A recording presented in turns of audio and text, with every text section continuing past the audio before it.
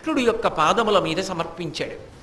నువ్వే నాకు శివుడివి, నువ్వే నాకు కృష్ణుడివి, ఎదురుగుండా కనపడుతుంటే పూజకి మనసు నిలబడుతుంది అని కృష్ణుడికి శివుడిగా పూజ చేశాడు. పూజ చేసి, బావా నువ్వు చెప్పావు కదా త్రయంబకారాధనం చేశానన్నాడు. సరే నేను వెళ్ళి విశ్రాంతి తీసుకుంటానని కృష్ణ పరమాత్మ తన మందిరానికి వెళ్ళాడు. అర్జునుడు ఆ దర్భాసనం మీద పడుకున్నాడు. పడుకుని చాలా శోకం కలిగింది.